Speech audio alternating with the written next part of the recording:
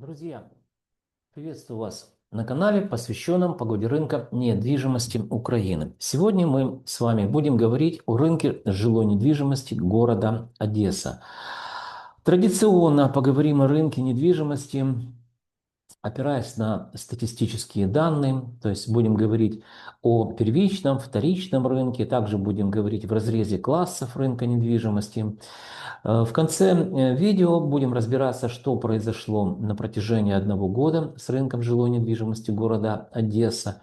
И, конечно же, я сделаю краткосрочный прогноз до конца первого квартала 2025 шестого, прошу прощения, года о том, что будет происходить с рынком жилой недвижимости города Одесса.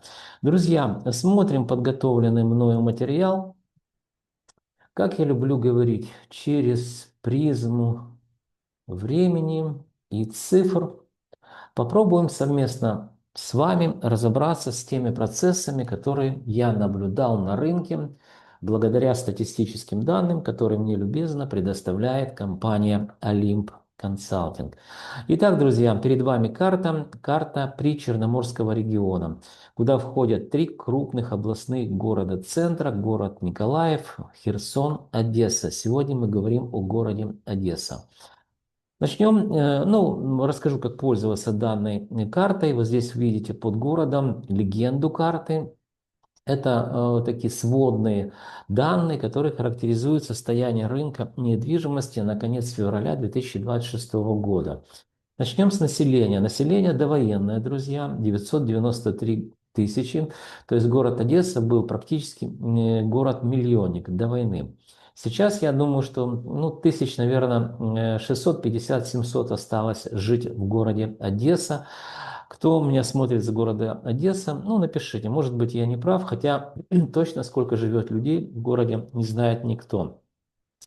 Количество предложений, друзья, на рынке жилой недвижимости, которое было зафиксировано в феврале месяца 2026 года, это первичный и вторичный рынок, 36 тысяч объектов жилой недвижимости, что на 0,3% меньше, чем это было в январе месяце. Друзья, на протяжении уже, наверное, 3 месяцев, да, наверное, 3 месяцев мы наблюдаем снижение активности по предложениям. То есть напомню вам, что мы мониторим рынок недвижимости с помощью, я и компания Olymp Consulting, с помощью программного обеспечения Olymp News. В наше поле зрения попадают все интернет-порталы, сайты, которые публикуют для продажи объявления. И я так предполагаю, что все-таки вспомним, что декабрь, январь месяц до середины февраля чуть больше, в Одессе в том числе практически же не было света, да. Но это не только в Одессе, пол Украины страдала от данной проблемы. Как мы знаем, все же на сегодняшний день цифровизация дошла до того, чтобы для того, чтобы продать недвижимость, надо зайти на сайт, выставить объявление. И понятно, что если нет электричества в розетке, то уже с этим возникает определенная проблема. Но я так предполагаю, что именно активность снизилась именно по этой причине. Может быть, не прав. Кто что думает на эту тему, напишите. Переходим к показателям, которые характеризуют стоимость квадратного метра. И вот тут, друзья, внимание, вспоминаю крылатые фразы Остапа Ибрагимовича Бендера, который, помните, сказал, что лед тронулся, господа присяжные заседатели. Итак, мы видим социальное жилье, вторичный рынок. Впервые весь 2025 год стоимость росла. Январь продолжала расти стоимость квадратного метра, а вот в феврале мы видим незначительно, но все-таки это снижение, минус 0,14%. Естественно, в месяц. Тут мне кто-то молодой, я так понимаю, дарование написал, что Андрей, 0,14 или там что-то в этом роде, это говорит вообще ни о чем. То есть это ниже статистической погрешности. Вот мне всегда хочется ответить таким людям просто очень. Есть категория людей, которые слышали звон, но не знают, где он. А я это говорю о том, что я показываю вам цифры, хоть кто-то, ну вот если меня смотрят умные люди, которые хоть немного, нет, не хоть немного, это уничижительно будет, которые, в общем-то, могут делить, умножать, я показываю вам абсолютные цифры, стоимость квадратного метра на февраль месяц, видим 734 доллара. В январе было 737, наверное, долларов, то есть мы зафиксировали. И при этом можете счетами посчитать, можете как угодно посчитать, да, это будет как раз снижение минус 0,14%. По поводу достоверности выборки. Вот выборка, если она репрезентативна, а как, так сказать, люди, которые знают эту тему, больше 2000 объявлений, если попадает в выборку, она уже считается репрезентативной. Я вам показываю, что в выборку попало, друзья, подумайте только, 36 тысяч объектов жилой недвижимости. При этом выборка не только репрезентативна, она еще и релевантна, то есть адекватна. Сюда попали объекты жилой недвижимости определенного класса, которые, ну вот я вам говорю про социальное жилье, да, то есть это определенный класс, который имеет свои технические характеристики. Поэтому, используя в своих исследованиях научный метод статистического анализа и классификации, это позволяет мне, ну, минимизировать вот этот статистический шум, который в принципе может быть. Но вот все, которые мне говорят про погрешность, стат погрешность, это, как правило, люди, которые там, я не знаю, ну вот, например, делают замеры состояния, так сказать, отношения к тому или иному политику по звонкам, да, то есть, ну, это ж несопоставимые вещи, в зависимости, как задашь вопрос, кто тебе отвечает, то есть здесь можно все что угодно придумать, ну, и так это на самом деле происходит, когда я узнаю, что господин, так, ну, по-другому я же не могу его назвать, господин Усик, потому что, ну, это ж президент и собрался, блин. Это, конечно, трэш. И это ж социологи посчитали, да, что он там на втором месте после там кого-то, не помню. То есть, друзья, я использую также научную методологию, но она опирается на метод статистического анализа, и здесь достаточно все проще, да, чем там у социологов, которые там что-то себе могут из говна, извините за выражение, пулю сделать. Но это так, я отвлекся. Переходим к следующим параметрам. Это аренда жилой недвижимости. Сравниваем сентябрь с декабрем 2025 года. Ну, квартальное сравнение здесь у нас. Видим, что рост за квартал плюс 1,25%. Следующий, друзья, эконом-комфорт бизнес-класс. Это у нас также вторичный рынок. Подорожал. Это единственный класс, который подорожал в этом месяце, прошедшем, я имею в виду, феврале, на плюс 0,21%. Первичный рынок эконом-комфорт бизнес-класс подешевел на 0,31%. Первичный рынок комфорт бизнес-класс также подешевел на 0,20%. Ну и первичный рынок элитный класс подешевел на 0,21%. Друзья, мы, подводя итоги, вот так обобщенно видим, что только всего лишь один класс рынка недвижимости, эконом-комфорт, бизнес-класс, точнее не один класс, а в выборку попали три класса, показали нам еще динамику продолжающего незначительного роста в этом месяце. То есть я предполагаю, что это начало трендов. Ну, напомню, что колебательные процессы как бы ни о чем не говорят. Ну, сегодня подешевело, завтра подорожает. Но я все-таки предполагаю, что мы видим начало зарождающего тренда. И весь год стоимость недвижимости, жилой недвижимости будет медленно и уверенно снижаться.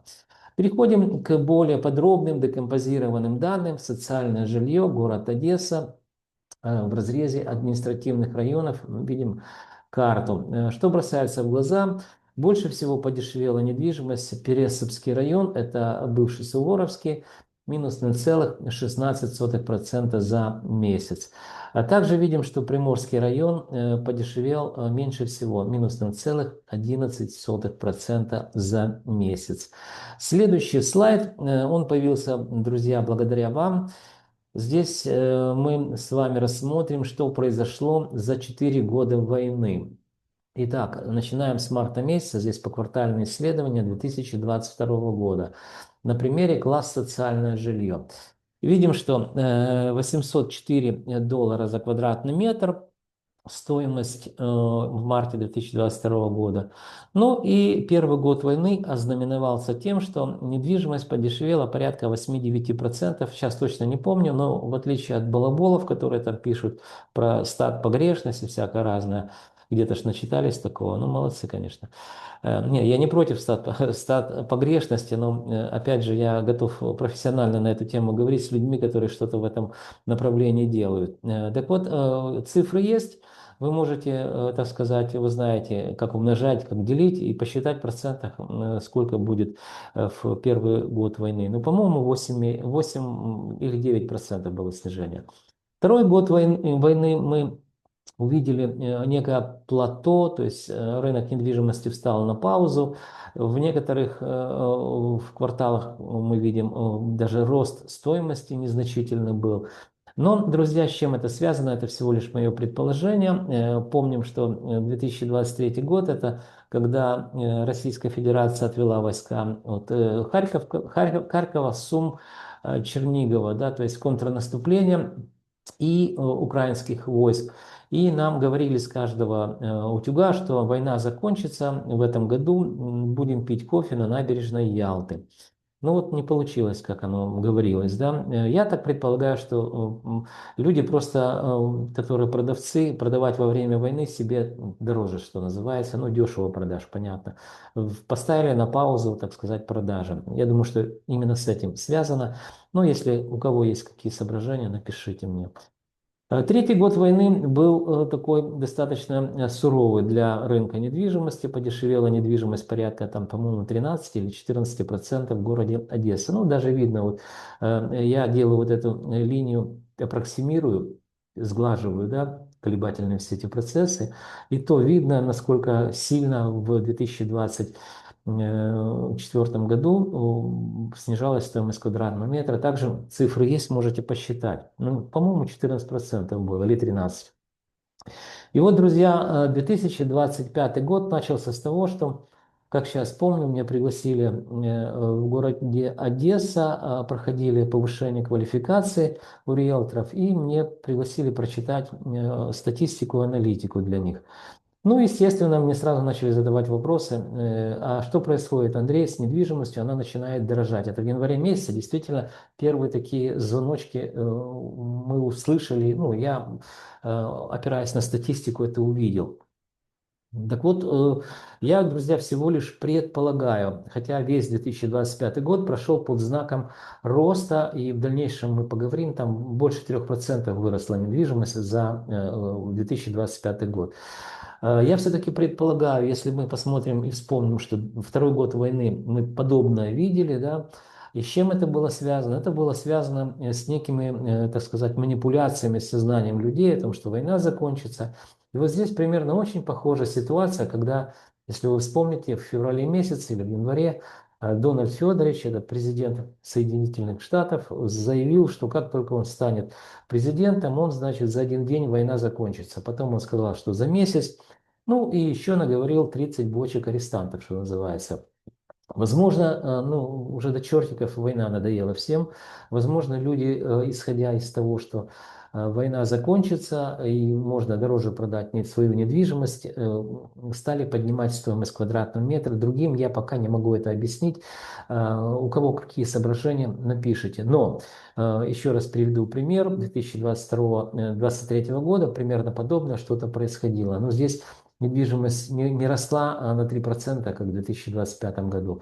И впервые за 12 месяцев или за 13 месяцев даже, в феврале месяце мы увидели вот эти незначительные колебательные процессы, увидели снижение стоимости квадратного метра. Друзья, еще раз повторюсь вам, это всего лишь колебательные процессы. Они ни о чем не говорят, но все может быть, а я об этом говорю уже давно, уже как полгода, что мы будем видеть 2026 год снижение стоимости квадратного метра. Почему? Потому что экономические процессы, которые характеризуют развитие экономики, они отражаются в виде индексов, они находятся ниже плинтуса. Поэтому рынок недвижимости, являясь естественно, сегментом экономики не может работать в противофазе с экономическими процессами. Всего за, вот здесь посмотрите, внизу Excel посчитал за вас, всего за 4 года войны недвижимость в городе Одесса снизилась на 8,71%. Всего лишь. Представляете? И вот я тоже очень часто слышу от людей, что да не может такого быть, Андрей, да что ты там такое говоришь? Да вот у нас там это самое на 60% выросло, на 70% снизилось, ну в зависимости, так сказать, сколько человек выпил или под каким воздействием находится. Ну я это утрирую, чтобы вы просто понимали, рынок недвижимости не ведет себя как фондовый рынок. Я понимаю, что все вот эти эксперты, да, мечтают на Уолл-стрит, так сказать, работать финансовыми консультантами, там, миллиард направо, миллиард налево, то есть, ну, понятно, да, люди ж все одинаковые. Так вот, финансовые, точнее, фондовый рынок – это спекулятивный рынок. Там действительно можно за одну торговую сессию все потерять или стать богатым человеком, очень богатым. Рынок недвижимости – это всегда люди, друзья. То есть я не говорю про первичный рынок, я говорю про вторичный рынок. Сейчас мы говорим о вторичном рынке. То есть это люди, судьбы людей. Для того, чтобы продать недвижимость, человек что? Должен куда-то переехать, значит, опять купить эту недвижимость, да, или уехать из другой страны. То есть вот эти все процессы не позволяют рынку недвижимости проваливаться, как любят говорить специалисты, ну, в кавычках, да, то на 60% выросло, то на 70% снизилось. Нет, он ведет себя вполне адекватно и вполне разумно, потому что, еще раз повторюсь, в этих самых квартирах на вторичном рынке живут люди, которые просто так с перепуга не продают недвижимость. Они в любом случае всегда преследуют какие-то цели, да?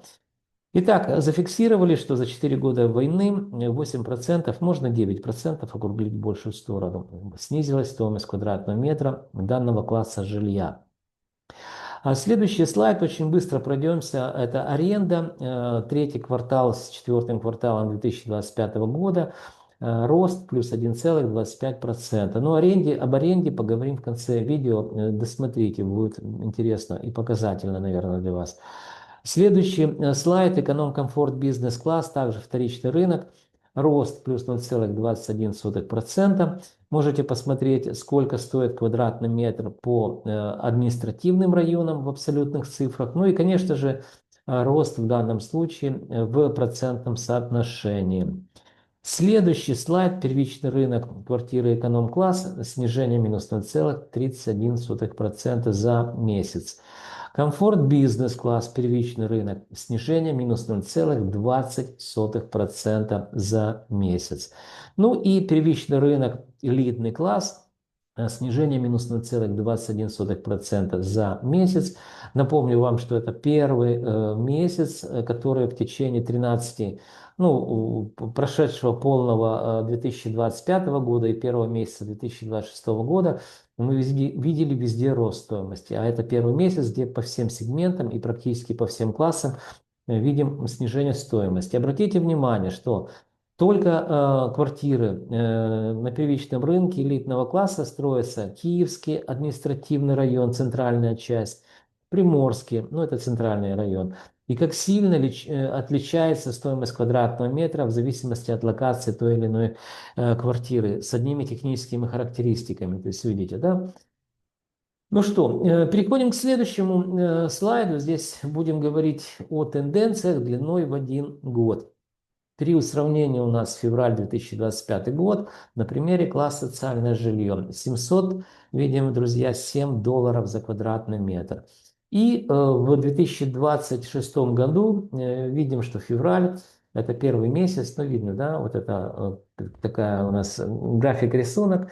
Видим, что первый месяц, где незначительное снижение, это $734 за квадратный метр. Давайте попробую вам, так сказать, объяснить, что на этом графике. Ну, во-первых, мы видели весь год рост стоимости квадратного метра, прошедший 2025 год. И в целом рост за год 3,82%. Друзья, мы также делаем немножко рекламной паузы. Для крупных украинских иностранных банков я и компания Олимп Консалтинг готовим индексы рынка недвижимости по всем сегментам рынка недвижимости. И на примере вот этого класса социальное жилье, вторичный рынок, я покажу вам, что такое индекс. Индекс стоимости жилой недвижимости, он положительный, единичка, запятая 0,38. Напомню вам, что индекс стоимости недвижимости – это макроэкономический показатель, который характеризует изменение стоимости квадратного метра во времени. Считается он, друзья, достаточно просто, если у вас есть статистические данные. На примере данного графика рисунка показываю. 734 делим на 707, получаем рост в годовом измерении плюс 3,82%. И положительный индекс единичка, запятая 0,38. Друзья, я знаю, что меня смотрят люди, которые работают в финансовых учреждениях, это управление по рискам или риск-менеджменту, данные специалисты очень хорошо знают, как меняется стоимость денег во времени. А я один из немногих в Украине знаю, как меняется стоимость недвижимости также во времени. Поэтому, друзья, вот эта синергия знаний, просто повторюсь, вы знаете, как меняются деньги во времени, а я знаю, как меняется стоимость недвижимости во времени. Поэтому эта синергия знаний поможет в вашем сложном бизнесе и, в общем-то, мне заниматься наукой и также развиваться компания Олимп Консалтинг. Для того, чтобы меня найти, находите в описании канала мой телефончик Viber. И можем списаться, созвониться, составим техническое задание. И раз в квартал обычно мы делаем для своих контрагентов исследования такие. Вы будете получать полную картину, что происходит с недвижимостью, под которую ваше финансовое учреждение выдало какие-то финансовые средства. То есть или эта недвижимость во времени дорожает, или же она дешевеет. Ну, в общем-то, все, наверное. Это без рекламы никак нельзя, друзья. Давайте последний слайд, заключительный. Поразмышляем, что произошло в целом с недвижимостью, продажа и аренда. Верхний, так сказать, график рисунок, он не изменился, он остался прежним. Видите, да? Это социальное жилье. Давайте разберем, что вот здесь внизу у нас. Внизу это у нас рынок аренды. Сравниваем мы долгосрочную аренду, естественно, первый квартал еще 2026 года не прошел, поэтому мы сравниваем декабрь 2025 с декабрем 2024 года, то есть полный год 2025 с 2024 годом. Внизу давайте будем ориентироваться. Видим, что за год аренда, причем, друзья, видите, в долларах это все. Вот верхний график рисунок здесь в долларах, социальное жилье. Почему в долларах, друзья? Потому что вы не найдете ни одного особо одаренного продавца, который бы продал свою недвижимость за гривны и потом с выпученными глазами и с мешком денег бегал по обменникам, обменивая на доллары или евро. Вот поверьте мне, это соответствует действительности. Да, в договоре купли-продажи пишется стоимость оценочная, то есть она в гривнах. На самом деле люди друг другу передают доллары. И на эту тему как бы мне, ну, там кто-то писал, да, вот мы слушали юриста, друзья. Но не слушайте юристов. В свое время я начинал с того, что мы продавали недвижимость. У нас было огромное агентство недвижимости аж в 10 крупных областных центрах Украины. Ничего с того времени не поменялось. Я общаюсь с риэлторами, я знаю ситуацию изнутри. Итак, здесь вторичный рынок в долларах. Для того, чтобы в одних единицах измерения, ну, чтобы вам удобнее было, да, хотя аренда это все в гривне, я перевожу просто по курсу. И вот смотрите, что, друзья, потому что здесь в долларах, видите, да, аренда. За год аренда подорожала на 4,65%. Но это очень много. Это реально, знаете, что не просто много, а очень много. Для примера, если у вас есть, допустим, доллары, ну какая-то сумма, и вы решили их не держать в банке в стеклянной, а отнести в финансовое учреждение, положить на депозитный валютный счет, вы с удивлением для себя узнаете, что это будет всего лишь 1%. Ну, где-то я видел 1,5% в годовом, ну, естественно, измерении, а скорее всего будет 1. То есть, представляете, этот пассивный доход, так сказать, да, вы будете получать всего лишь 1%. А здесь от недвижимости, которая у вас в собственности, которую вы можете сдавать, вы видите, что уже 4,65% вы получаете дохода. Понятно, что это не чисто операционный доход. Там еще затратная часть есть, но все равно это очень много. Поэтому я, друзья, предполагаю, что вот здесь мы видим начинающиеся тренды снижения стоимости квадратного метра, и они будут продолжаться. А вот здесь мы также увидим, друзья, по аренде. Аренда тоже будет снижаться, потому что выше, ну, там, 5% это безумие уже с точки зрения любых, так сказать, вот этих раскладов, да, и логики.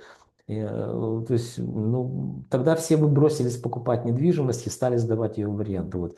И банки срочно бы начали, так сказать, ипотечные программы давать людям, которые бы вот просто стояли бы в очереди, получая ипотеку, покупая квартиры, сдавая, в общем, ее в аренды, платили бы проценты по кредитам, еще оставались бы, так сказать, с прибылью. Да? Ну, на самом деле, это ж, как оно, история не для дурачков. Помните Буратино, который посадил 5 сольда в надежде, что у него вырастет 20 сольда или сколько там. Поэтому я думаю, что это пик аренды, и доходность будет в 2026 году снижаться. Друзья, останавливаю показ слайдов. Да, запомните, 3,82% рост в годовом измерении. Ну что, по поводу прогнозов, друзья, остался тут март месяц. Записываю там, какого 4 марта сегодня, остался март месяц. То есть я предполагаю, что мы увидим также в марте месяце снижение где-то 0,5%, может даже 1% будет стоимости квадратного метра. То есть в целом, сравнивая март месяц 2026 года с мартом месяцем 2025 года, мы увидим порядка 2-2,5% снижения. Вернее, пока еще это будет рост, динамика роста. Но за месяц где-то, я думаю, что ну, максимум может быть 1% снижения, минимум, ну, наверное, 0,5%. Ну, это такое дело, в общем-то, посмотрим. Время же быстро идет, март быстро закончится. Посмотрим, действительно ли эти колебательные процессы, которые я вам показал, это начало неких новых трендов, которые будут говорить о том, что стоимость квадратного метра недвижимости будет снижаться. Друзья, пришло время прощаться. Для того, чтобы вы знали, что происходит с рынком недвижимости Украины, вам необходимо что сделать, друзья? Правильно подписаться на мой канал. Вы также можете ставить лайки, дизлайки, а еще вы должны помнить, что я ваш скромный слуга и компания Olymp Consulting готовим для вас ежемесячные обзоры рынка недвижимости, которые, я уверен, станут для вас компасом, ну или же картой, конечно же, путеводной в каменных джунглях рынка недвижимости Украины. Друзья, до встречи в следующих моих видеороликах.